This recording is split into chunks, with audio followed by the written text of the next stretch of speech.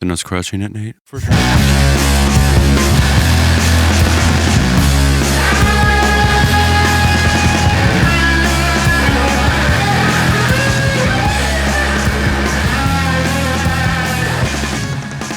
Hello and welcome to another episode, a special episode of Tilted Pod. I'm your host, Seth. Don't call me Jack Wilds, and I'm here with the Daywalker himself, Mr. Nathan Morris. What up, what up, what up? Guys, this is a Thanksgiving edition report of the Baltimore Team Constructed Open. We're going to break it down real fast and mostly talk about our preparation and how we did in the event. But if we go to the results, winning this event are the Young Guns, the Young Bucks himself, Noah Walker playing Legacy 4-color control, Dylan Donegan playing Grix's Death Shadow, and Oliver Chu on that Teamer Energy. Grats to you guys. They defeated a not a shabby team because this team was like crushing day one. Yeah. And Kevin King in Lands, Zachary Keene in You Are Giftstorm, and Marius Chihuahua, the Chewmeister, playing Sultry Energy. Yeah, that team was no slouch. I think they went into day 2 as the number 1 seed. They were big time number 1 seed in day 2, I think. This team really rocked it, so congratulations to them. In third place, here's some more names we've heard. Jarvis Yu piloting Lands. We've got Yol Izak playing Burn. And that deck is not bad, right? And Steven Nagy, but don't nag him, playing Teamer Energy. You'll find that Teamer Energy is a common choice. Or just the word energy is probably energy's pretty everywhere. popular. That was your third place team. Your fourth place team, we've got Sultai Delver, piloted by Justin Parnell, who is a notable commander player. Not much. Maybe he just likes support there because he can do both. He gets to play with the cards he likes playing with Commander, but he gets to play with 4 of them in Legacy. Jeskai Control, piloted by Ali Antrazi, and Teamer Energy again by Steven Mann. This is just another team that's pretty great, Like, these are some big names.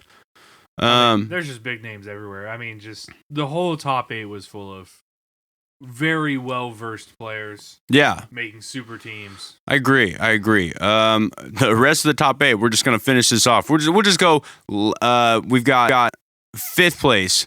We've got Bob Wong on Grix's Delver, Benjamin Nikolic on Jeskai Tempo, and Kevin Jones, the daddy himself, playing Teamer Energy.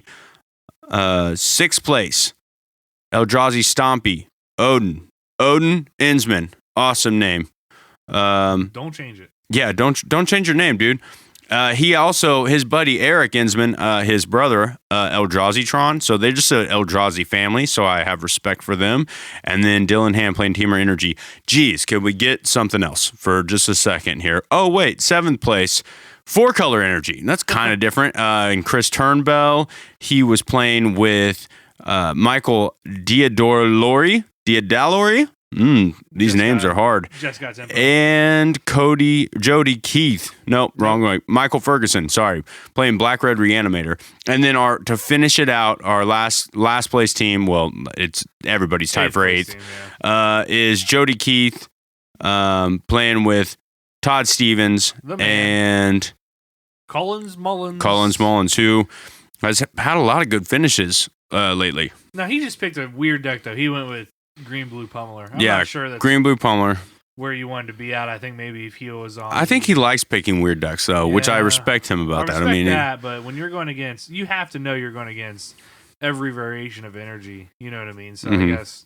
And if you're getting not carried, but if you know your other 2 teammates and Jody Keith and Todd Stevens aren't going to lose a whole lot... Right. I mean, if you pick a much better... Or a much more prominent deck that's going to win you some games, I feel like maybe they could have did a little bit better. Yeah, he maybe was going for that just sneak out of there and just steal some games type thing too. Which is also good. I mean, we'll talk about a little bit of like what these players were playing. So Noah Walker is the first place winning Legacy on the team. They did not finish there. Kevin King and Noah Walker were playing at the end, but Dylan Donegan and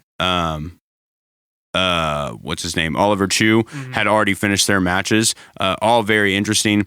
Noah Walker had defeated a couple landsless in the top 8 though, or right before the top 8, and then Kevin King had to fight through both Jody Keith and Jarvis Yu for a double lands mirror against some of the best lands player there are.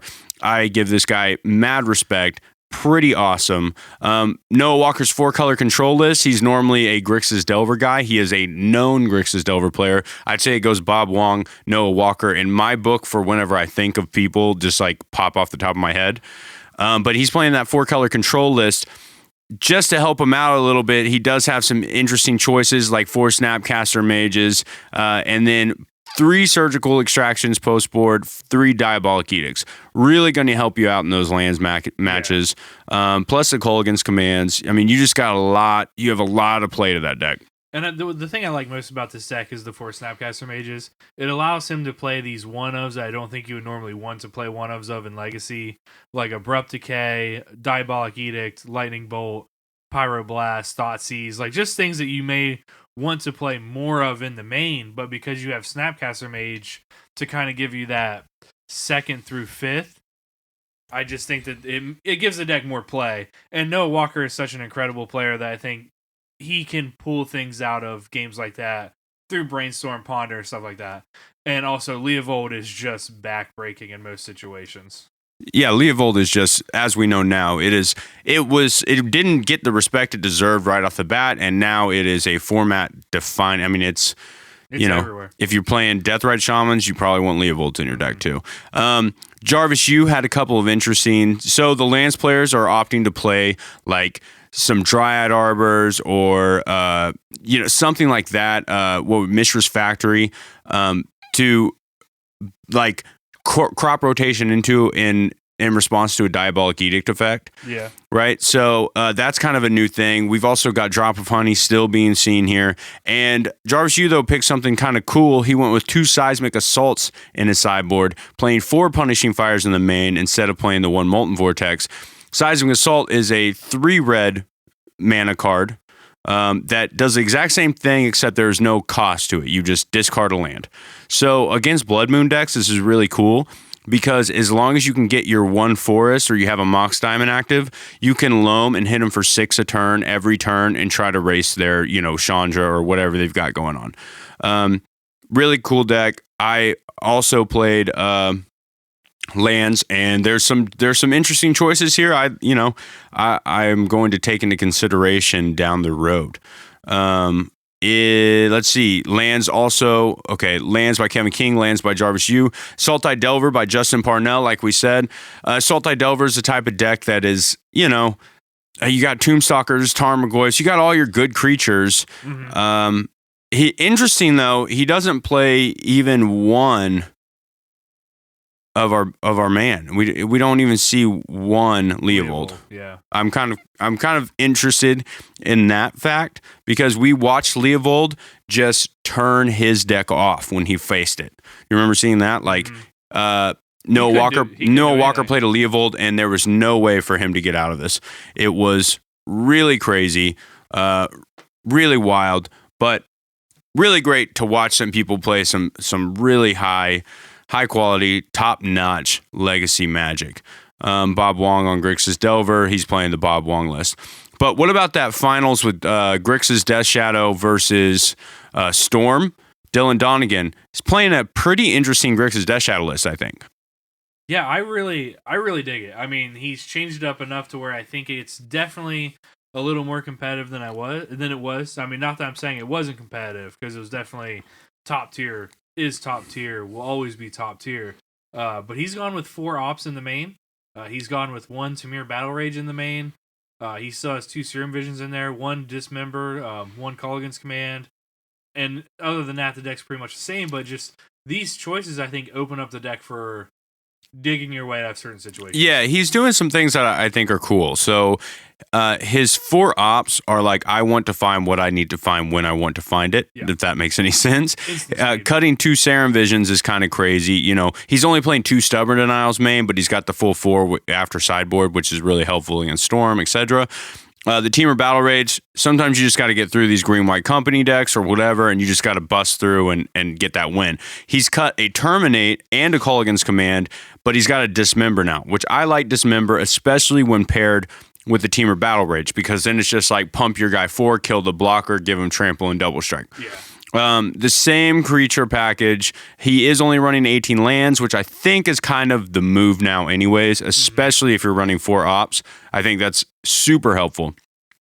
I'll tell you the card that came crazy in that final match, Engineer Explosives, that he was sandbagging to blow up all those goblins at the end. Yeah, the tokens. Really awesome game. If you can go back and watch that final match, it's really cool to watch Grixis Delver against Storm. It's like somehow there's so much interaction without either deck being like, well, Grixis Delver or Grixis Death Shadow has a lot of interaction, but somehow, like, I don't know. There was just so many back and forths. It was a really cool game. Well played.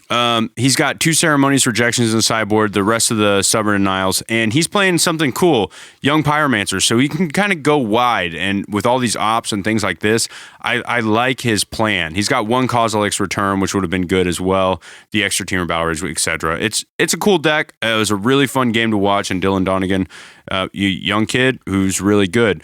The Teamer versus Sultry mirror, we're not really going to talk about too much because, again, we don't know Standard that well, and you could watch all of GP Portland, or, they weren't even showing them, so we don't even know. Yeah. And you can see why, though. I mean, a grindy to mirror energy matchup or mirror or anything that plays another energy deck is just going to be not very good to watch. You know what I mean? Right. Yeah, it's just, if you're really into that thing, then you are, and that's cool. I think Standard isn't as a bad place as like a lot of people are saying it is. Right. But it's a game of like inches. It's just every deck is kind of doing the same thing, and there's just like small variations on each deck.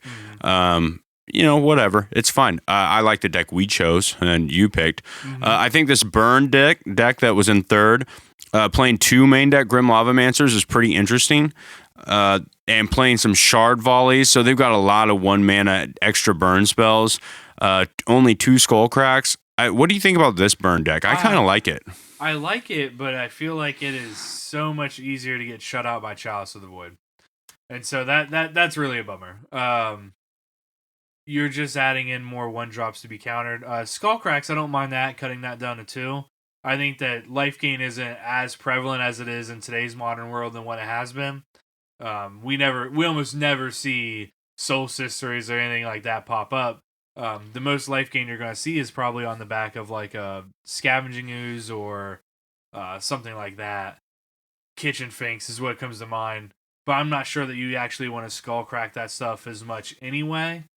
So, I don't know. It's a little bit of a give and take, I think. But I just think that opening yourself up to Chalice more is maybe not where you want to be at. I kind of like this list. I don't know. I think that you're cutting some cards that you just really didn't need that bad. Like, you're only running 2 Lightning Helixes as well. The Boros Charms you have to have the 4 of, but it's the 4 Searing Blazes. I think Grim Lavamancer might be really good. You're already taxing with your Eidolons and your other cards. Your Goblin Guides, your creatures, you're taxing their removal spells, and Grim Lavamancer can get in there and do a lot of damage, Right. I think his sideboard is kind of interesting too. He's playing 2 Anger of the Gods, like that's a weird. Do you ever see that in Burn? I've never really seen Anger of the Gods in Burn. And it has to be for a certain package that he's trying to bring in. Yeah, which I like the package. I also like the fact that he's playing 2 Exquisite Firecrafts in the list, because Exquisite Firecraft is one of those, as you know, spell mastery can't be countered, deal 4. It's another 4 damage spell that can just end the game, can't be countered, can't be prevented. He's got the normal stuff in there too, though, but 3 Smash to Smithereens, he's really going to just try to burn you out. Yeah. His I like that he's not running like Ancient Grudge. He's just like Smash to Smithereens. Let's just burn you too. Right. And Ali Antrazi's Jeskai controlled this list. We got to talk about that for a minute. It was super fun. I'm really in love with this list a little bit. I might try and change it and make it my own spin, but I really dig it. And I think what I don't like the most is the number of Snapcaster Mages mainboarded. Yeah, he's 1 Snapcaster, 2 Torrentials. Yeah, I like 2 Torrentials. I'm not opposed to that, but I think more snaps may be necessary. He also is running one Nahiri. I don't actually hate that. It has a lot of value in it as it's a card engine. It also can exile enchantments or artifacts that are tricky. And his spell package is really good. He's running 3 Search for Ascantas. I kind of want to try that anyway. He's also running 3 Supreme Verdicts. I think that's pretty good. And the one card that I really liked, I just ordered, I'm really excited to play it, is the Secure the Waste. I think this card, I'm finally on board with having this card as a win condition. I wasn't before, but I think I'm there now. Yeah, I think it's a fine card. I think it's funny because if you look at this and then you also look at Benjamin Nikolish's Jeskai control list or Jeskai tempo, it's very similar. It's 3 Snapcasters and 1 Torrential, 1 Ajani instead of the Nahiri, but he's still got that red-white Planeswalker. Mm-hmm. It's almost everything else is the same. He's got the Secure the Ways, he's got the 4 Cryptics, 2 Supreme Verdicts, Logic Knots, Lightning Helix, Spell Snare, and he's running Sphinx's Rev, which I don't love. The thing that he's got, and I don't think Ali did, was 2 Search for Ascantas. Did Ali have 2 Search for Ascantas? Oh, he has 3 Search for Ascantas. Yeah. Oh, yeah, I think that this card right here just really helps this deck. Yeah. And I think that both of them are correct for playing 3 Celestial Colonnades. Way to go, guys. What's noticeably gone? Opt. No ops in either list. No ops in either. Yeah, that's true. In 6th place, Eldrazi Tron. We'll just talk about both Eldrazi's from Legacy and for Eldrazi Tron. So Eldrazi Tron is a deck we've seen a lot. Again, popularized by Todd Stevens, but not like we also saw this deck knock Todd Stevens out. Mm-hmm. Of the top 8, which was insane. Yeah. So Todd Stevens was playing Green-White Value Town or Green-White Company, whatever you want to call it, and it is kind of tailor-made to crush this matchup. Yeah. And we just saw the power of Eldrazi Tron coming through and ripping them off the top. And this deck he's playing the high end too. Ulamog, Wormcoil, 2 Endbringer. Yeah, 2 Endbringers. Your relics, 2 main deck relics, Expedition Map, Chalice of the Void. His sideboard, 2 Surgicals, 2 Pithy Needles, nothing crazy, some Hangerback Walkers. But this deck compared to its brother-in-arms, if you get to Eldrazi Stompy, now this is like my heart, when you talk about if you could really play this deck how it is. Now you're looking at, you get to still play Endless One and Eldrazi Mimic. You're playing Simian Spirit Guides to get your stuff out really fast. You've got Mistress Factories to beat down with lands. You get to play Eye of Ugin, Eldrazi Temple, City of Trader, and Ancient Tomb. So you have so many things. Your goal 1 is either play a bunch of Mimics or Endless Ones or whatever, or play a turn 1 Chalice and just crush them. Just beat them down before they can ever do anything. Yep. It's cool that they were both playing Eldrazi, colorless Eldrazi cards. I think it's kind of neat to do that as a team, and they were both brothers. So, back into Modern, though, we've got the Jeskai Tempo. This is the other Jeskai controlled list. This is the way I would probably play. Mm-hmm. What do you think about this list? Since you're now adopting, you're going back to Jeskai. Yeah, I'm going back to Jeskai. I think I'm going back to, or not going back to. I think I'm going to try out a couple spell quellers. I think I might do 3 to start out. 4 snaps, 3 spell quellers. No Geist or Vendilion Click like this list has. I have seen that spell queller as a late game card can be very effective if you have the counter spells to back it up. It does, however, not allow you to play Supreme Verdict. But I think I'm okay with that too. You know what I mean? I think I'm fine with that as well. But the rest of the list looks pretty good. I mean, you still got Spell Snare, Logic Knots, your burn package, all that stuff. But yeah, I like this list. I think cutting 2 of the guys and going into the 1V click is pretty cool. We'll talk about the Green-White Company list too. Todd Stevens playing with Jody Keith and Collins Mullins. The Green-White Company list in 8th place is another Todd Stevens kind of original. Now, I would say this is just taking a couple decks and mashing them together, but it is a huge mana denial plan. You're talking about double Azusa, right? Is he running 2 in this version? No, he's only running 1 in this. I think it started out with 2. You've got that Azusa, Ramanap Excavator, and then you're just going to blow them up with Ghost Quarters. And you're just going to keep ghost coring them. You're just not going to stop. And eventually they're going to run out of basics. I mean, some decks just don't even have that many. Yeah. You know what I mean? But then you kind of play this mana denial / weird game, and then you turn the corner and just beat their face in with the Knight of the Reliquary. Yeah. You know, it's a Knight of the Reliquary, essentially an engine. You know, it's a toolbox engine. Really cool deck. I think this deck is kind of hard to play. You know, to figure out where to prioritize what to do, but you get to play some cool stuff like Elspeth Sun's Champion in the side. You know, I'm guessing that's strictly for when you're not on your Ghost Quarter plan because sure. 6 mana is quite a bit, you know. And obviously you get some of the best cards in Modern, Collected Company, and Path to Exile. Yeah. But it's cool. Rising Canopies as well. Yeah, we didn't really break down too much of the standard, but standard, it was like we said, it was energy versus energy versus energy. We didn't see anything really innovative in the top 8. Right. But as for, you know, the rest is pretty sweet. Let's talk about before we get into our tournament preparation and our tournament results, let's go ahead and finish out our deck list because we know we love deck lists and talking about them. Mm-hmm. And we'll go over to the Modern Classic and the Legacy Classic, skipping that other one. But a hometown hero, Kazu Negri. Number one, man, with Counters Company. This deck is finally starting to put up some finishes. And piloted by Kazu, who's a very skilled magician from the Morgantown area. Yeah, man, this deck, I don't know. I do like that he's playing the one Ronus. We talked about this deck not long ago about me losing to it regularly. Yeah, so that's pretty funny. Yeah. Good job, Kazu. 1 Noble Hierarch. I think that's kind of fun. It's interesting. 4 Hollow Scholars. 4. Oh, he does run 4. That's an interesting thing. I don't think normally they run 4. No, I don't think they run very many at all. And the 4 Vizier and 4 Devoted Druid, he's not cutting anything. He's like, yeah, I want him. Yeah. I want him. Cool. And second place, Eldrazi Tron, John Bonnet. This is kind of exactly like the list we were talking about. Mm-hmm. You know, actually, there's nothing different. Witchbane Orb in the side. So that's that. That's Eldrazi Tron. We like big Eldrazi Trons. Yep. And coming again, Grixis Death Shadow. And we said there was going to be a resurgence of Grixis Death Shadow. I mean, this was I'm pretty sure we called this. It had kind of fallen out of favor.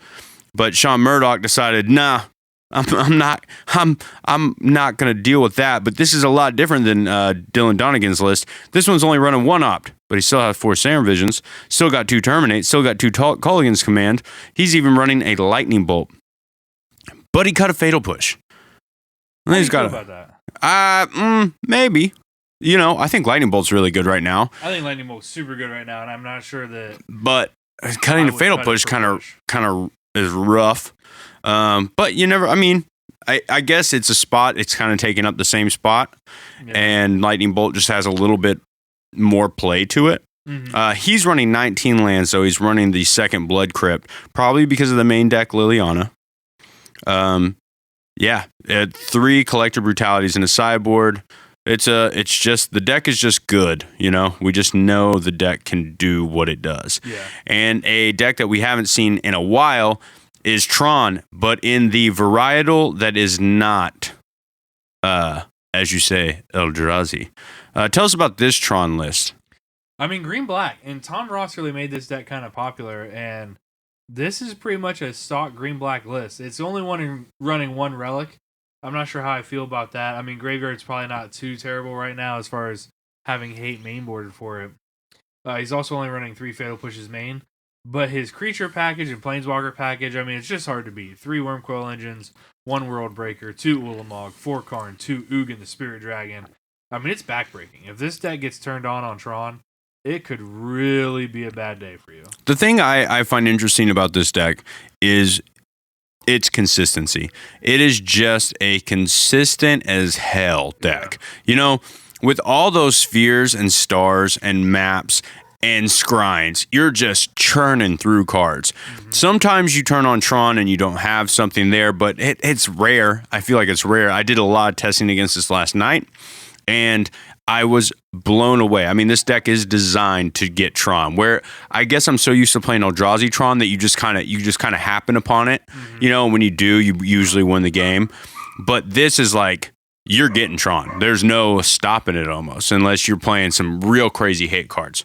The power level of this deck is just through the roof, like you were talking about earlier. But, in testing for it, something that Eldrazi Tron does have, Chalice of the Void. And Chalice of the Void is really good against this deck. I mean, surprisingly good against this deck. You're talking about turning off like 16 main deck cards. The problem is, if they go natural Tron, your Chalice looks awful. It does, but man, if they're digging for it, I think it's actually an okay card, especially if you don't have a lot to cut, and you're on the play. It's potentially really helpful. So after that, we've got a Jeskai Tempo deck. This is Jonathan Rossum. He is Awesome Rossum online. He has done really well with this deck as of the last 6 months, probably, maybe even longer. And this is kind of like the same. This is the deck we've been seeing. This is kind of the blueprint of the deck we've been seeing for a while. 4 Spell Quellers, 3 Geist of St. Traps, 4 Snapcasters, and then your spell package. 4 Celestial Colonnades, though. I just can't say it enough. I don't like it. Rebecca Adelman, Titan Shift. I think she is top 8 at another event. She has, with the same deck. And I think that was her first event. Let's see here. So she knows this deck, and this is the deck that, our buddy played it in our team event, and I just think this is the best top deck in the format. I mean, there's not a lot of other decks that can just draw the card to win. It just wins on the spot. She's playing Our Promise, Sweltering Suns Man. Ooh, little argument. She's playing, Lightning Bolts, Farseek, Summoners Packs, Primetime Sakuras. Just everything. She is playing 2 Prismatics and 2 Colony Heart Expeditions. Anything spicy in the side? Not really. 4 Ley Lines. I don't see that often in this deck. And in 8th place, or in 7th place is Burn, Edward Motley. This is a very stock burn list, almost identical to any burn you could just pull up. And in 8th place, Affinity, and this is the kind of weird Affinity list. We've talked about this Affinity list before. Down to 16 lands, 2 Welding Jars, and 1 Hope of Girapur. Get up her. Whatever. And we're running 3 Master of Ethereum. No Edge Champions in the main. And you're talking about just cutting a lot of things down to 3 in this deck. Yeah. I like this deck, though. I'm not a big fan of this one. I think it's cool that you're running Thoughtcast and Galvanic Blast. So I like the deck. It just is doing a little bit. I think you just get so bored with your stock 75 of this deck, you got to try little things here and there to catch edges. Right. The only other deck I wanted to talk about in this top 16 is probably this Esper Mill, right? We had a Mill deck, top 16. I hate Mill. Everyone hates Mill, but I appreciate it when one of them finally does something. That's true. Hedron Crabs and, Trapmaker Snare. I don't even know what that is. What is Trapmaker Snare? I have no clue. Search your library for a trap card, reveal it, put it into your hand, then shuffle your library. Well, what traps are we getting? There's only one. There's only one trap, and that's Archive Trap. Yep. And what's that do? Mill 13. Jesus. Yeah. I mean, just Mesmeric Orbs and Snaring Bridges, Fraying Sanity, so just double up those mills. I think it's pretty interesting to see a deck like this, make it to the top 16. Yeah. It's pretty, Crypt Incursion can just gain you so much life. And it's disgusting. Glimpse of the Unthinkable, now that it's not, $30 a shot, maybe this deck will show up more. In the Legacy Classic, well, Dredge did it, man. Go Dredge. Dredge, and this isn't like Manaless Dredge. This is straight up big Dredge. The Cephalid Coliseum, City of Brass Gemstone Mine, Mana Confluence. I can tap for anything. Breakthrough, Lion's Eye Diamond Dredge. You can go absolutely nuts with this deck.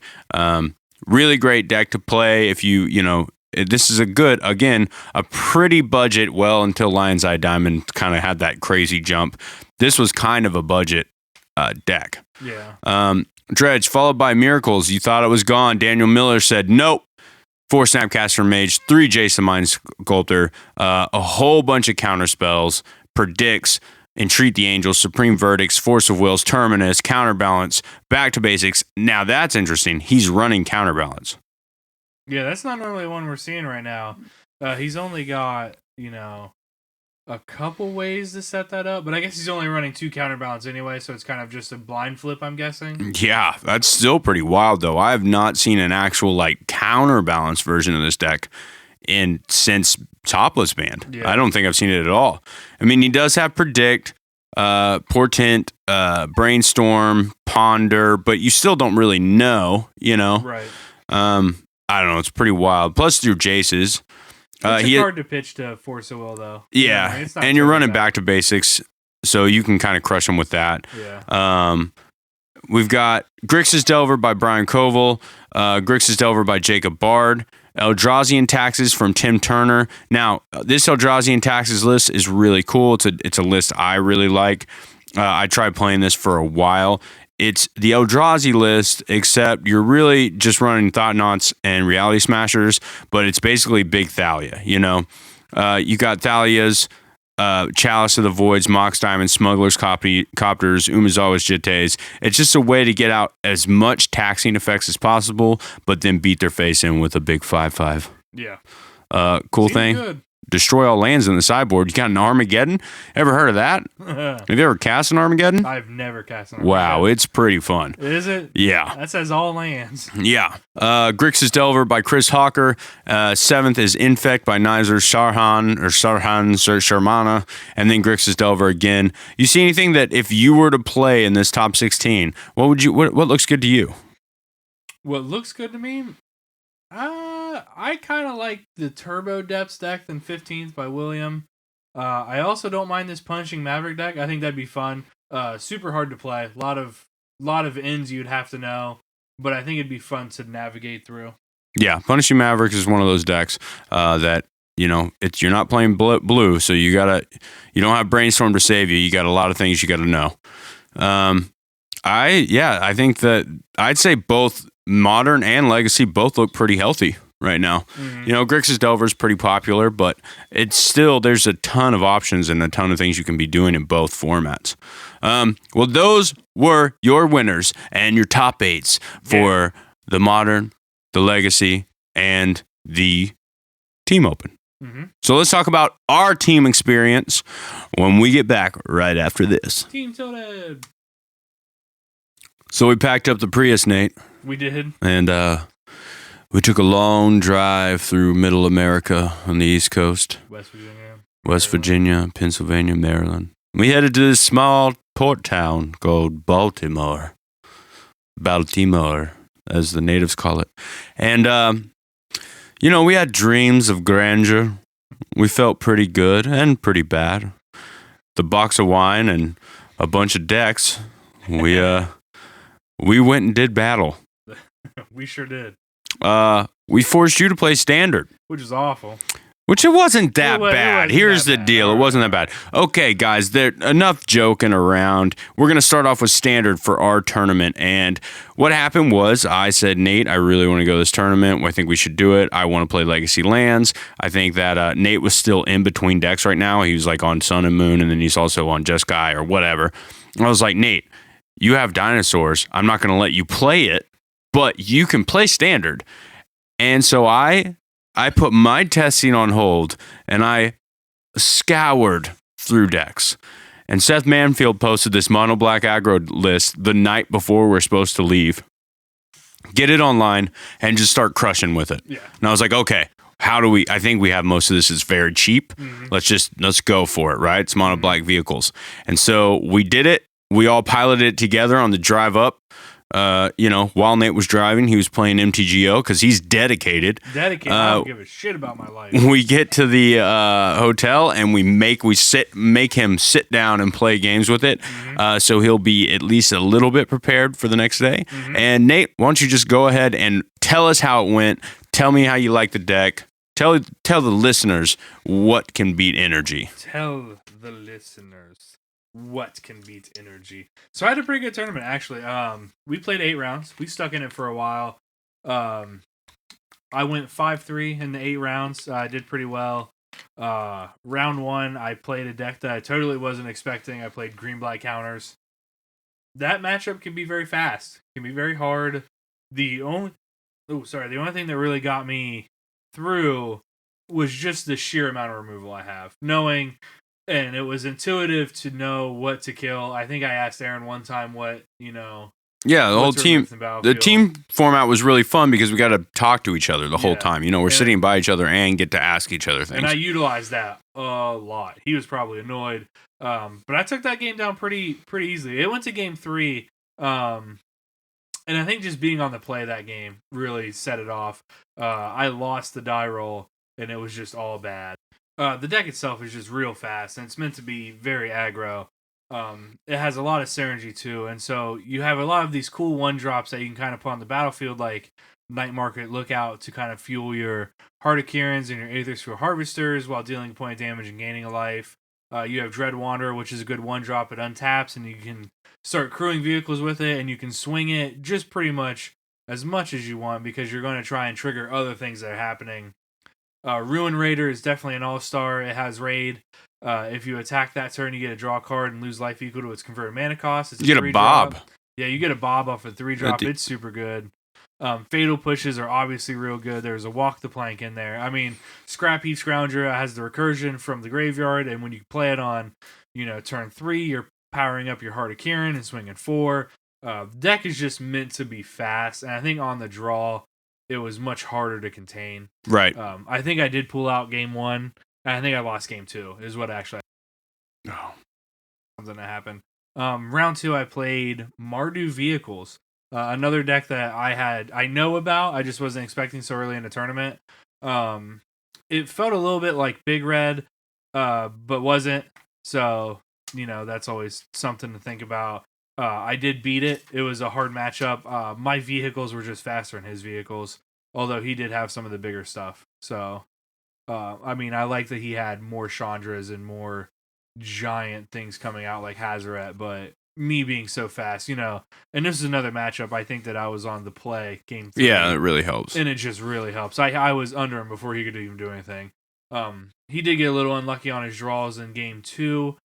Being 3 colors, obviously, in standard isn't great, and so I think what really got him is that he was running off of no black sources for the first 4 turns, and when he finally got one, it was already over. I was drawing too many cards. Right. Yeah, the monocolored decks really like to take advantage of a stumble. That's like their biggest thing, Yeah, and in round 3, I played a super nice guy, super buff, real funny. He was on blue-black control, and that deck ran me over. I maybe it was the lack of preparation for specifically blue-black, I'll even call it mid-range to control. I know for sure that he was running a lot of draw spells. He had a lot of Essence Scatters, Gearhulks, just things that are not good for my deck. And once you get down a Scarab God, it's kind of over. All of my creatures are not going to grow past your 4/4 zombies. And when you start taking my creatures as your zombies, I just can't. And the only thing you have in that deck really for Scarab God is 2 Vraska's Contempts in the sideboard. So you're kind of trying to beat them before that gets out of control. Yeah, and just even if I use both my Vraska's Contempt, he's running 3 Scarab Gods. Yeah. So it's just, and then you got to worry about Gearhulks, it was just not a good matchup for me. And he was a pretty good standard player. It was something that he liked to play. And so I think that going against a standard player who was on the same deck for a while, that isn't energy really got me. But then I played Sultry in round 4. Sultry Energy. I think it's like similar to the Seth Manfield like Pro Tour deck. I think so, yeah. I saw long Tusk Cubs and all of that stuff, Rogue Refiners, and this deck couldn't keep up. I think I kept a hand where it was very fast with all my 1-drops and 2 Fatal Pushes. By the time he actually put down a relevant creature on turn 4, I think he was down to I don't even know, 8 or 4. And it's just, finishing him off with, Night Market Lookout is just so good. And then in round 5 is where I really start to lose it a little bit. I played against a Jund deck, which is mainly just a blue-red deck splashing black. And I didn't see any black the first game, and I felt like the tide was in my favor. I was going so fast, and once he was finally able to stabilize, he stabilized at 1, I believe. and finished me off. And then game 2, I just, for some reason in my mind, I didn't see the black, so I wasn't afraid of Scarab God. And then on turn 5, he just plants a Scarab God, and I didn't have Vraska's Contempt even in my 60 at the time. So he just throttled me. I mean, it was a bad one. Yeah, it's kind of come down to that whole, we know that Scarab God is just really good against the deck. Yeah, and I should have known that he was going to bring it in. I should have known the Splash Black would be good enough for it. It just wasn't in my head. I don't know. Round 6, I finally got to play against Big Red. And this is another case of where I was doing really well. We exchanged a lot of interaction. The burn spells got me a little bit. One game he kept a hand with 3 lightning strikes in it, and lightning striked my first 3 creatures. And I didn't have anything to crew a heart or Aether Sphere Harvester, which feels real bad. And then he laid a Hazoret, and I finally got to experience the full power of what is known to be Hazoret. And that's a hard card to overcome. I mean, and we're starting to see it in Modern, even in Jund, just a 1-of in the side or a 1-of in the main. That card in Standard is way good. And it's no wonder that it's kind of fighting Scarab God as like the most powerful creature card in Standard. Obviously, Scarab God has the edge because of just the sheer amount of text it has. Right. But Hazoret is so hard just to even handle. I mean, it fights you on so many different axes. And so I quickly got 2-0'd. I was feeling a little dejected. Round 7, I did get to play against a pro, and I felt pretty good about that. I played against Ben Stark. Yeah, who had just gotten second at GP Atlanta. Yeah, and he was on pretty much the same standard list. He cut his down. He was no longer playing Big Red, right? He was playing Ramanap Red, right? Yeah, I think he was actually playing Ramanap Red. Game 1, he kept a 1-lander on, and I won the die roll, so I was playing first. Game 1, he kept a 1-lander on the draw, and I think he saw 3 cards and didn't see a land. And at that point, when he finally got the second land, my battlefield was just so cluttered of stuff there was no maneuvering out of it. Game 2, I kept a sketchy 1-lander. I think I had a couple pushes and a walk the plank I felt pretty good about. He just happened to keep a hand that went bigger than what I could handle. I didn't have anything to activate pushes for the 3 drops. It was pretty much bad all around. That is kind of a problem with that black deck too right now, is that there's besides swinging in and trading, there's not a lot of ways to turn on Revolt. Yeah, and so that's I made a couple silly attacks which he saw right through. I mean, obviously I was swinging Dread Wanderer and he was just taking the 2 points of damage instead of blocking, you know what I mean? Yeah. And so that was one of the things. I had to just make awkward attacks which people see right through. And then game 3, we actually played a really good game of Magic. It came down to I had the last Fatal Push in hand, and when he tried to, set up a turn where he was going to swing Harvester to gain life, I was able to, Fatal Push his creature before my end step, so his turn he had nothing to crew, and then, swung for lethal. So that was a good round for us. I was really happy to play against Ben. I like him. He's a really solid player.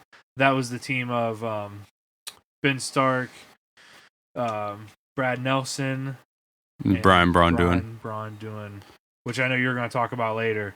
And then our last game, we played a bunch of children. They weren't actually children, but they might as well have been children. I get to play against Esper Approach. In an 8th round, I think it's been a while since we had played an actual tournament that went that long, and we had actually... We had lost some steam, for sure. We had lost some steam, and we had lost a little bit of confidence in some bad matchups where, we were having a hard time syncing our wins up together. Yeah. And so at this point, I think we were 4-2-1. Yeah, is what our team record was. And we're hoping to win one or two more to kind of get that 6-2-1 the day 2. And that was going to be pushing it. Basically, our pro team lost. Full team lost. You won, but our full team lost, and that was pretty much out for us. We probably could have drawn that too. I probably could have taken that to a draw, but that would have knocked both teams out. Yeah.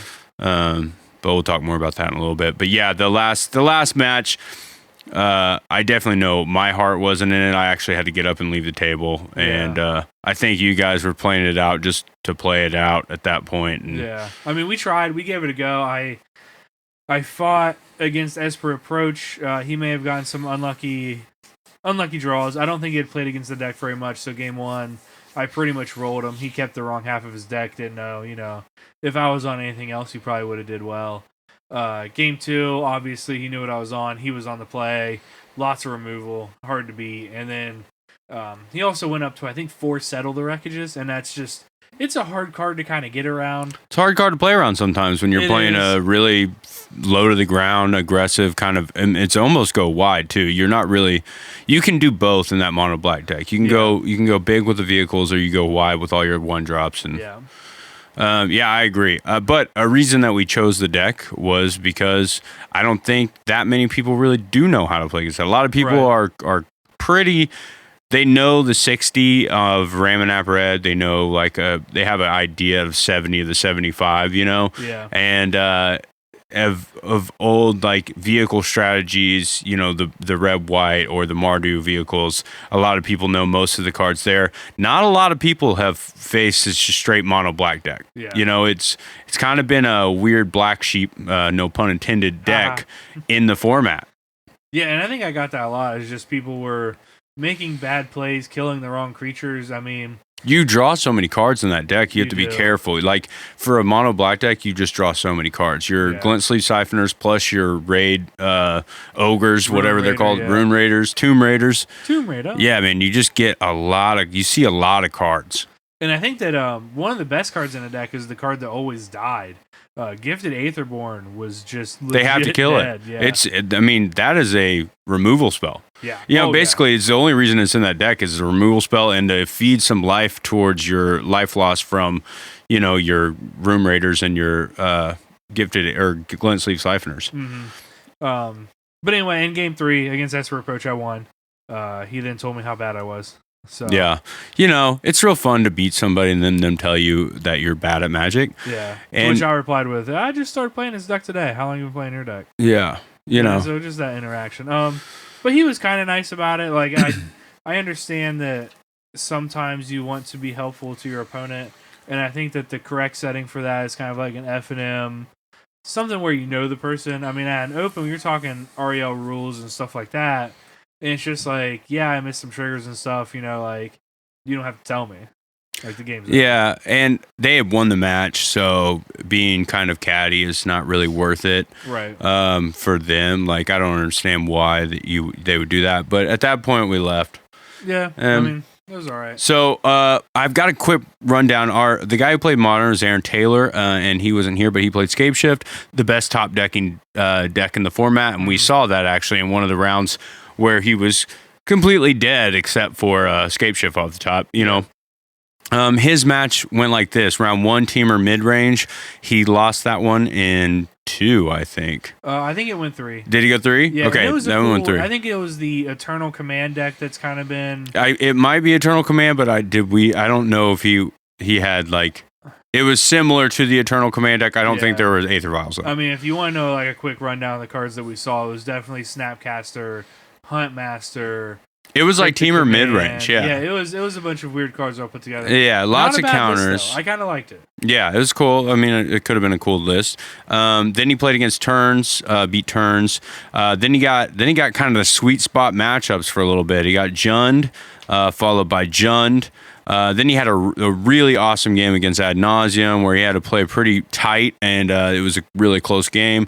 He pulled that one out for us. Yeah, he went to... I was watching. I'd already finished my match. It was kind of an amazing play. They were in game 3, and we really needed it for the win for the team. Ab Nauseam was kind of on the back foot, and he played the Phyrexian Unlife. And after a few turns of pass go, Aaron was able to get his life total to 0 off of land triggers from Valakut, and then he was able to Farseek for another land with 2 Valakut triggers for 6 damage for the Infect, and then swung a Courser of Crewfix and a Reclamation Stage for the other 4. Yeah, dome him that to 4. do exactly 10, where he was going to lose the next turn. Yeah, it was pretty cool. He did some good job finagling around that because that can present an issue. Yeah. But then he had Abzan, another pretty sweet spot matchup for him. But this one was a little harder. Like he definitely had some issues. There was like a really good thought seize played by the other player that took away his only threat, and then it got down to this point where we were on game 3. And he looked like he was dead on board. He just needed to draw a card, and there it came right off the top. We had both finished our matches. We were just watching, and it was like, oh, sorry, guy. He's tapped out, and there goes your scape shift, and game is over. Yeah, it was bad. I think there's Abzan had a Liliana, a Tarmogoyf, and 4 souls on the table. Yeah, I mean, the game was over if he just didn't rip, but he rips, so... you can't beat the top of the deck. That's what I say, that's what a lot of people say. But so then he's running pretty hot. Then he goes up against Brad Nelson playing Eldrazi and Taxes. I'm not sure if Brad Nelson was playing Eldrazi and Taxes or if he was just playing old school Eldrazi because it was like Temple, Thought Not Seer, Thought Not Seer, Thought Not Seer. Wow. I think a couple of games. That's how it kind of went out in game 2. I think there was definitely some taxes aspects. I think I saw. Yeah, no, I was just making a joke about that. He definitely got hosed a little bit on this, but I think Eldrazi and Taxes has a pretty decent matchup against, Scape Shift. Scape Shift has, there's Anger of Gods and stuff though too, so they have ways to beat him, but they can't deal with the big Eldrazi a lot. I know Aaron plays Roast, so he had some of that, but when you're ripping every card out of his hand, he can't do much. And the final match, Aaron lost to Breach Moon. The Blood Moon deck with Through the Breach, Emrakul. Yeah. And that's just a hard matchup. I would say of all the matchups, that one might, to me, on paper, look like one of the hardest of the things he faced. Like Eldrazi and Taxes, I would say is hard and not in his favor, but he has cards to deal with, the tax portion, and then he can still just rip from the top. The Breach Moon is like they play the Blood Moon. Now it turns off your Scape Shift. Then they also just through the Breach their Emrakul, and you have no way to deal with that. Yeah. I'd say that's the hardest on paper here. And then actually maybe that Teamer mid range because just how many counters they have with a clock. And counterspells seem pretty good. I think that's what it was in that one. I think the counters with the clock was really... And it was the first match of the day. It was like kind of he wasn't expecting that deck. But yeah, overall, Aaron did really well. We're glad to have him on the team. Glad to have that deck as our modern deck of choice. My tournament, I played Lance. I was pretty prepared for this tournament up until the last few days where I started looking for a standard deck and stopped playing Legacy Online. I had been crushing people online with this deck. I was probably 14-16, or 14 out of 16 wins on Magic Online. I was really killing it. We get there. I'm extremely confident, but Lance is a difficult deck to play, and I haven't played it in paper as much. Very first matchup, I play against the Landsmere. And that is not exactly what I was prepping for the whole week. I had played the mirror a few times. Here's the thing. My opponent was pretty new to the deck, and I definitely played around some things I shouldn't have, noticing his inexperience. He didn't realize that I could copy his own Dark Depths on a play, and I was able to steal game 2, pretty easily when he had a commanding board presence when it came to like an exploration, everything else. I just kind of played into it and stole his Dark Depths at the end of his turn and was able to win. Game 1, I open up my hand. I'm like, this day's gonna go good. I've got like Taiga into double exploration, a Thespian stage, no Dark Depths, but I had a Grove, and I had lands in double exploration. So I was like, okay, I'll draw Gamble or I'll draw Loam. I didn't. I'd end up playing 3 explorations and not a single land that could combo, and he never played a Dark Depths. So game 1, I lost by being wastelanded out eventually. By never getting a loan, never drawing a loan once, and played as hard as I could to get out of it. Game 2, I stole off of copying his land. Game 3, we had a knockdown, drag out fight. We both surgicaled everything the other person had. I was on board clocking him with a Nissa Vital Force, and I think I win the game On board, I think I have advantage until like turn 3 of turns. He surgicals my loam, so I can't keep turning off his Maze of Iths. It becomes really crazy. We end up drawing, right? So that was kind of a bummer. So we draw round 1. Round 2, we go up against, I play against Mono Red Storm. This is just not the type of thing you want to play when you're playing against lands. That has to be bad. It's just absolutely bad. They have Blood Moons. They have, they go off. They're one of the fastest storm decks in the format. And I pulled it out somehow. I was able to win it. I think mostly on my opponent I had pretty lucky. I was able to destroy most of his cost reduction spells, or most of his cost reduction enchantments, and I just kind of had fast Merit Lage, which was nice. But yeah, it was. I mostly got lucky that on some of his flips, he just flipped poorly, and I was able to take the game.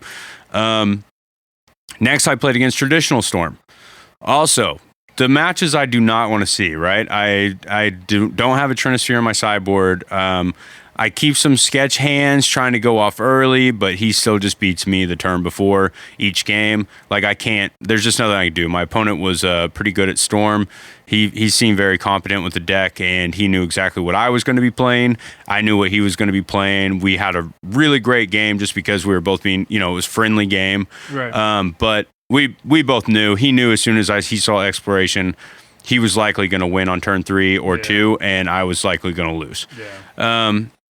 So game 4. So right now I've played against nothing that I thought. I thought Delvers, maybe some Eldrazi, and maybe Storm, but not 2 in a row. Probably Sultai. You probably thought a little bit of Sultai somewhere. So I thought I was really prepping for 4-color control. I've been playing it all week. And then I play against Blood Moon deck. Wow, guys, I am just getting the beats put on right now. Okay, there's a thing in Legacy where, like, it's just like Modern. There's certain times where you're just like, these are just decks that are very hard to play out. They're hard to get. I will say this. I stole a game from all of them but the Storm player. But the Blood Moon deck, because of the new Blood Moon rule, I was able to play a Dark Depths, no counters go on it, tap 3, blow up his Blood Moon, get a Merit Lage at the end of his turn or from my Crossing Grip, and kill him in one of the games. Luckily, my teammates just won the round real fast, so I didn't even have to finish. But he would have clearly won the match. He was kind of crushing me. I mean, it was turn 1, Sorcerer's Spyglass, turn off my Thespian Stage, turn 2, Blood Moon. And if it was just Blood Moon, that'd be fine, but he was also playing he was playing 8 Blood Moons. So I also had to find a way to deal with his Magus of the Moon, and he was Sorcerer's Spyglass on my Molten Vortex, Sorcerer's Spyglass on my Seismic Assault, like anything he could, he was naming. So there's no way to kill it at that point unless I drew my 2 of Punishing Fires, and yeah, I was going to lose that. You stole a game off him though, didn't you? Yeah, I stole that game from the Blood Moon, from the Dark Depths Blood Moon. Yeah, so I was happy for doing that because that's just a thing that is very unlikely to do. Finally, in round 5, I mean, I'm like, please, God, give me a matchup, Just one. I get Elves. Now, Elves is in my favor, but it's not like insane. But I had the nuts, too, to deal with it. So it was just like, I will say this Elves player was awesome. He started discarding to hand size in game 2 where neither one of us could find a win condition, and he's like on a lock. He just starts discarding to hand size and killing me literally killed me by discarding to hand size and Deathrite shamming me to death. And I couldn't do anything about it. He had enough mana to just pay for that in Tabernacle. Like, everything was working out to where I couldn't draw a card to end the game, and he was able to just do 2 a turn, untap with Corion Ranger, and do 4 a turn. Ugh. It was insane. But, I won. I mean, it was I ended up pulling it out, and they were actually a good game. Like, I had to play. It wasn't just like a complete rip, except for game 1. I had the nuts. Then I played against Grixis Control.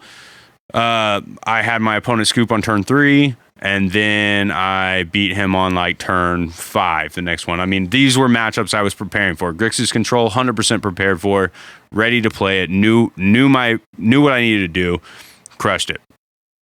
Now we get paired up. We're finally climbing in the tables. We're up in the 50s now. Mm-hmm. We're like, okay, we can do this. We can do this. We can turn that loss. I think we lost the Storm one. We drew the Lands, and we lost. That was it, right? We drew the first round, right? And then drew the first round and then lost to the Storm, and they day two'd. And then we were all the way up until we got to the pro team. So I play against BBD. So I'm going to tell you this but it's embarrassing. BBD had not won a legacy match all day. Not just a legacy match. He hadn't won a game all day. Yeah, he hadn't won a game all day. Okay, so BBD's coming in a little salty. I'm trying to be nice to him. I'm saying, hey, I was actually playing with the Brainstorm playmat that he ended up taking down that GP New Jersey. So I'm talking to him about him and Tom Ross being in the finals of that, and just asking him if he'd played Legacy since Miracles was banned. He's one of my favorite Legacy players, even though I never liked Miracles. He's just always been a cool player that I look up to. So I'm nervous to play against him, but I'm not too nervous. I feel confident. Until they told me he hadn't won a game. Then I was like, no. They didn't get that. No, that's not good. So we go round one. I play. He's at 30-something life. We are playing this crazy game. He's on Deathblade. We're playing this crazy game, but my punishing fires just get me there to the point where I've locked it out so much. He knows I'm going to win. It could take all 50 minutes for me to turn it around for how much life he has, though. And he's like, let's scoop. Let's go to game 2. I was like, all right, sweet. Somehow I got out of that. I think I ended with 4 life. Yeah. He was so close to killing me. One counter spell, he probably would have had it. He played a really good game against Lands. I will say this: he knew the deck. He knew what I was doing. Game 2, I don't know. I don't really know what happens at this point. We end game 2. I just say, fine, let's just finish it. He just beats me down a little too fast. I couldn't get underneath his death rights. I couldn't get under his batter skulls. There was just so many things kind of going wrong. Couldn't get the combo. He was making me sack my Merit Lage every time. There was just there was too much. I couldn't finagle my way into winning this game. So we go to game 3. At this point, everyone else is done. Aaron has been crushed. You beat Ben. The table is covered around. They're rooting for BBD. Jarvis Yu walks up behind him. There's people. I'm like, oh no, I'm starting to feel bad. Then You're the villain. I'm the villain, and then Ben is kind of persuades me to move faster and calls a judge over to watch me. He didn't do it in a mean way, but it was I wasn't slow playing. There was a lot of lines to think of. I mean, at the time, so I think that was that game 2. I think game 2, you had a Nissa in your hand, and you were contemplating all of the effects. I had could have so on many runs. I mean, yeah. it was a lot of lines. And Yeah. I think Ben called a judge just to ensure that you weren't going Right, to and I slow understand play. that. Yeah, and I understood So that. it wasn't malicious, but The pressure became really real at that time when there was a judge standing over me, Ben Stark watching me playing against BBD, you behind me. Yeah. It's all up to me. And I could offer you no help. There's very few people who can help me in that situation. It's just a deck that it takes more. I couldn't help I need to be better with the deck alone. Yeah. Not to mention 2 people who have never really played it. So my team is kind of even Ben Stark was they can't. The legacy player gets the least amount of help. I think the legacy player is supposed to be the linchpin, that can just handle their own deck. Right. And so they were having a hard time giving BBD advice even on his deck because they were like, yeah, you know more about legacy than us. Right. But anyways, it turns out he gets there. It just got to the point where he was sticking too many wastelands, and I wasn't. I punted. I definitely made some sort of mistake somewhere in there to lose a game, but I did lose a game, and it was kind of crushing to me because I felt like I had a commanding, I felt like it was the match I've been asking for all day. It was a match that I knew was going to be hard, but I've been practicing and could play around, and I just didn't get there. I just couldn't. I think the pressure got to me, and I made some bad decisions early. It left me with just not enough mana to do the things I wanted to do. And he just, Disenchant is a hell of a magic card when he starts blowing your stuff up. Yeah. And I just didn't have enough. I just didn't have enough. I had some mulligans, but I'm not putting that to blame on anything. But But congratulations, BBD. He got me, killed me with his own germ token at one point. And it was pretty awesome, I guess. That's pretty funny. At least. So then I'm pretty hurt. I'm pretty bummed because I let my team down. That was the win we needed. I could have easily taken that out to a draw, but we both knew that if we both drew, it was likely that neither one of our teams was going to make it. So I'm glad they got it. They didn't make day 2 anyways, which is kind of unfortunate. But then we played in round 8, and like I said, kind of wasn't in it.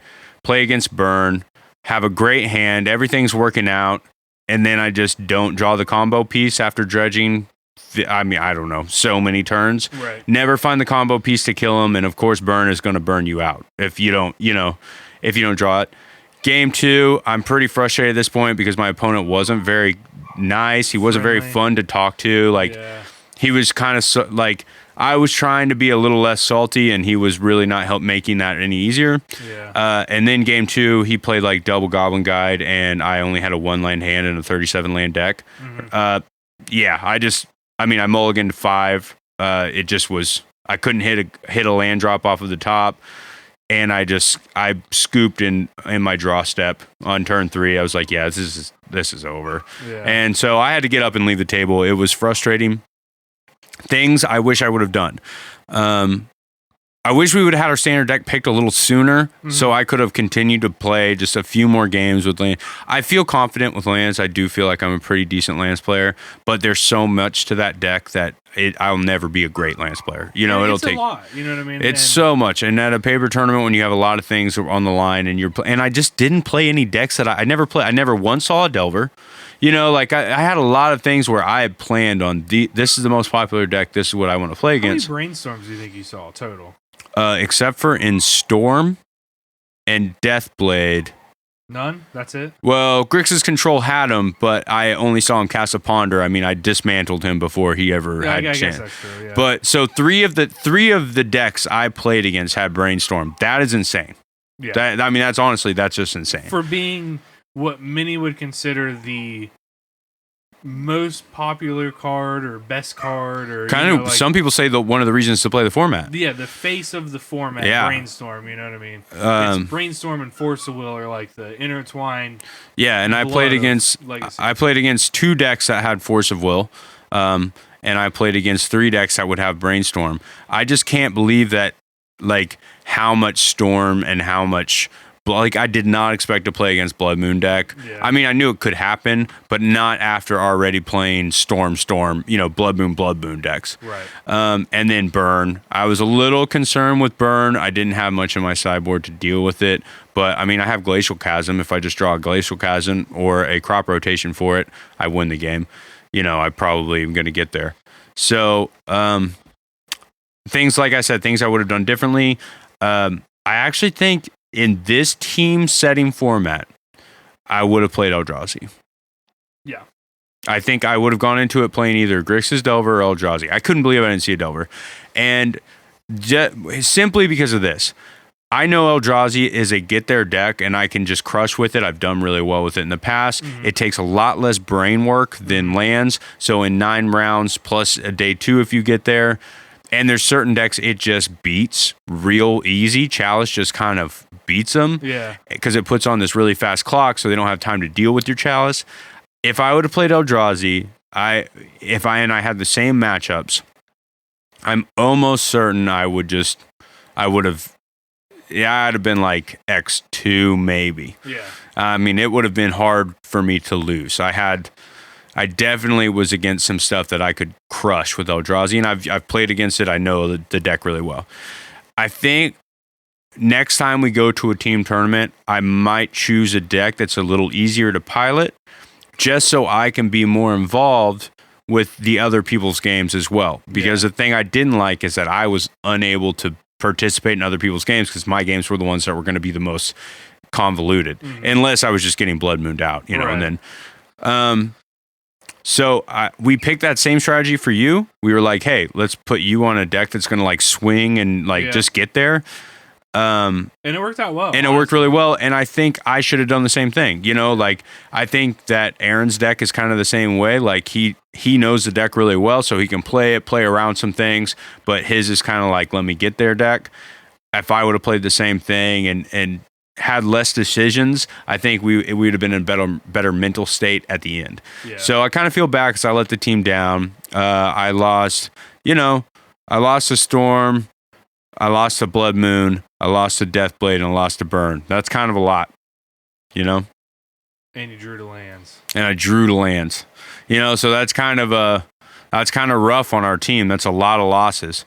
But, I mean, as you said, I think that for our next tournament, our team strategy is probably going to be a little different. I can see Aaron on Scape Shift. I think that he's probably the most versed in his deck right now. And you're obviously the better legacy player on our team.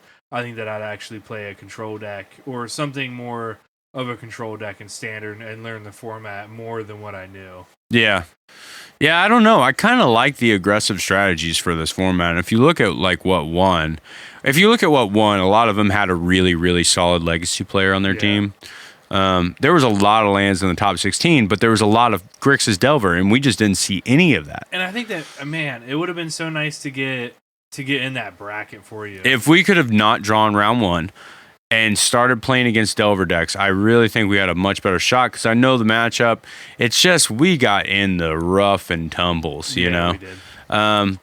And that's okay. Like round 2, when we were playing against Mono Red Storm, Turns, and whatever you heard standard player was playing, like I kind of felt like, okay, this is a weird, like, don't be in the draw bracket right away. Like, and I was honestly worried that I was going to get placed with all the people who are still trying to pilot miracles, or I was going to get placed in a bunch of lands mirrors all day, and it was going to be miserable. Yeah. Thank God there were some storm decks in there, like to just end it fast. Thank goodness. Yeah, just at least it'll end it fast.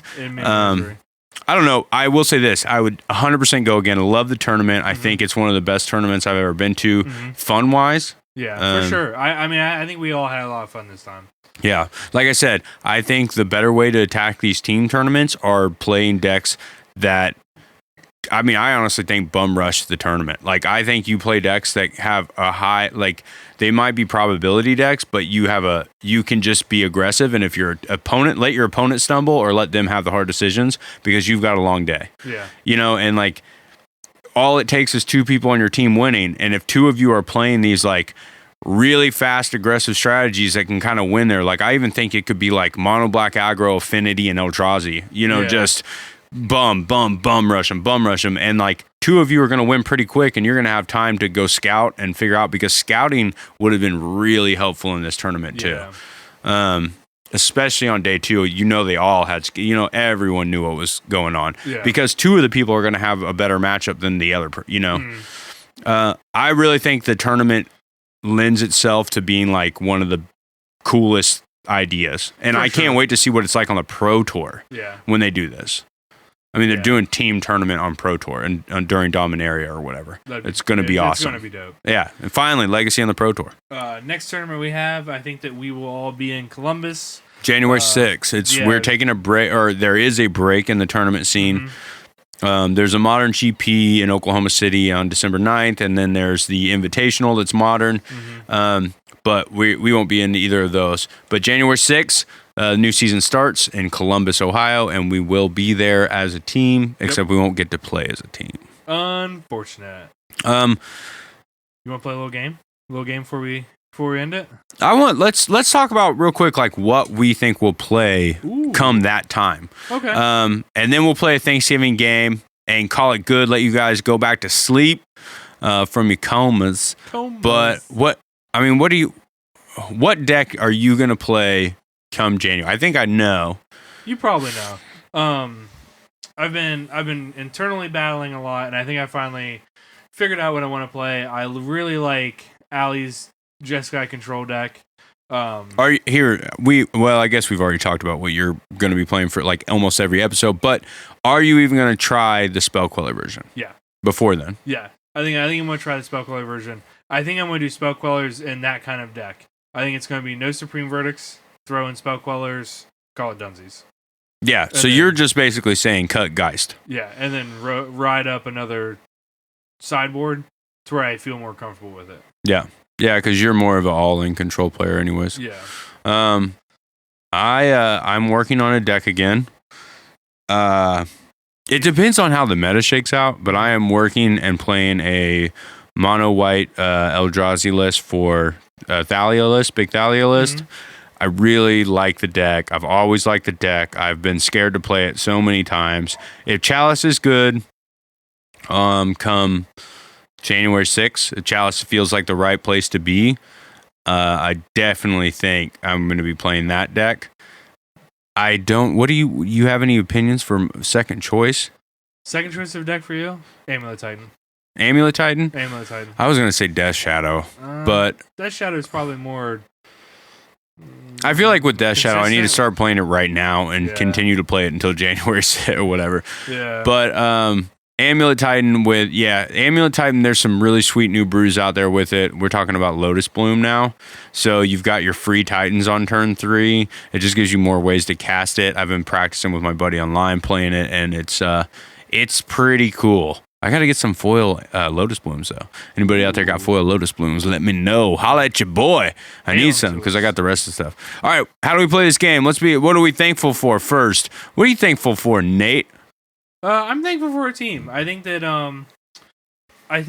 about a year ago we decided that we finally wanted to do something together. We didn't know what it was. I think that we all kind of had this idea of being more of a Magic family, and I'm thankful that like you and I and Josh and Aaron, we've all kind of formed this unique bond of just being able to go to these tournaments, do the car rides, and really enjoy, playing Magic with our friends. Yeah, have fun without even winning sometimes. I mean, obviously it's better to win. I mean, we should try to win more. There's some times where I was playing Sun and Moon and I went 06 drop. Yeah. Like 06, not even 03. Like I was there for the long term just to hang out with you guys. And then, this 7-hour car ride back where you guys tell me how bad my deck was. Yeah, because it's bad. It was bad. Yeah, man, I'm thankful for you guys. I'm thankful that you decided you wanted to make a team and all you had the idea was shirts. And I was like, hey, what if we did a podcast? And now we're doing it. And now I don't even know what episode we're on, like 15, 16. We've probably done like 50. We've probably done a lot because it took us a while to get this perfect textured tone. Yeah. But I'm thankful to be a part of that. I'm thankful that we're doing it now. I really want to continue to do it and continue to grow. And hopefully we can become, names in the community. Not even names for ourselves, but just for a place in the community for people to talk or send out their own ideas, do whatever. I mean, so far, the interaction we get has been really good, and I appreciate all of it. What kind of game are we going to do? So here's what we're going to do. Okay. In the spirit of Thanksgiving, and for all of our viewers, we are going to look at the Pilgrims of Magic. Oh, yeah. We should play a deck with the Pilgrims of Magic. Ooh, that would be kind of hard because they're all kind of not great. There's a lot of white ones. Yeah, so... Pilgrims are generally white. There are some different color ones here. There's a red one I know. The Pilgrim is red. Yeah, so let's talk about some of the Pilgrims. I'm going to read you some text, and I want you to tell me which Pilgrim it is. All right, we'll go easy on the first one. All right. Avacyn's protection is everywhere. From the holy church to the sacred glade, all that we see is under her blessed watch. Does it tap for a white mana? It taps for a white mana. Is it Avacyn's Pilgrim? Absolutely. That was an easy one. Oh, I didn't know you were going to read me that's kind of hard though because I don't really know flavor text at all. But but that was an easy one. Yeah. Yeah, so here's the next one. As long as this pilgrim is paired with another creature, both creatures have lifelink. Nearhearth Pilgrim? You are correct. You know your pilgrim. I know my... We're going to get a little harder, though. Sir, right? I got a buckle on my hat and everything. You got to buckle down and, everything. So, we'll get a little harder, though. This one's going to be a little difficult. So, when this pilgrim enters the battlefield, you may search your library for a basic land card, reveal it, put it into your hand, and then shuffle your library. I should tell you that the name of the card is not only a pilgrim, but it is an artifact. It's an artifact creature. Whoa. It's an artifact creature. It's an artifact. What's it cost? It costs 3. Cost 3. Oh no. What is that? Pilgrim's Eye. Pilgrim's Eye. Wow, you got it. So I got 2 more. Let's see if you can go 5 for 5. All right. So this is an oldie but a goodie. All right. This pilgrim has protection from black. For 1 white, sacrifice this pilgrim. The next time a black source of your choice would deal damage this turn, prevent that damage.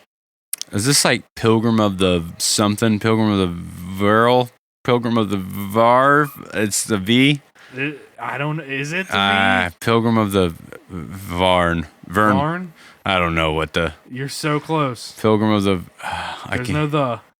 Oh, it's just Varmouth Pilgrim or something? Oh, what is it? Pilgrim of Virtue. Pilgrim of Virtue. I knew it was a V. Jeez. Now we'll go to the Pilgrim. You know what the Pilgrim is? I can tell you what it does. All right. What's it do? It's elemental. Mm-hmm. It's a red elemental for 1 and a red. Yep. It's a 1/1. Mm-hmm.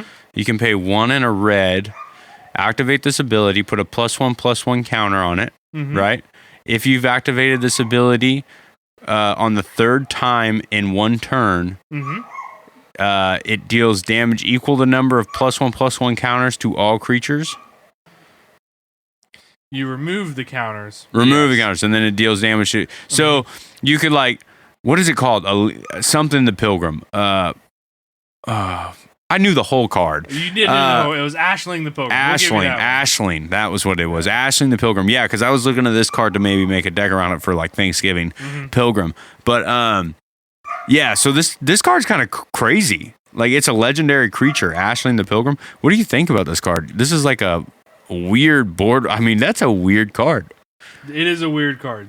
You could just pump it full of +1/+1 counters and then activate that for 6 mana, wipe the board. It seems bad. Yeah, it seems kind of bad. It seems a little bit bad now that I think you have to do it that many times. But every turn, you could pump it twice. So, it kind of goes up. You don't have to pump it 3 times. And even if you pump it 3 times, it's a May ability.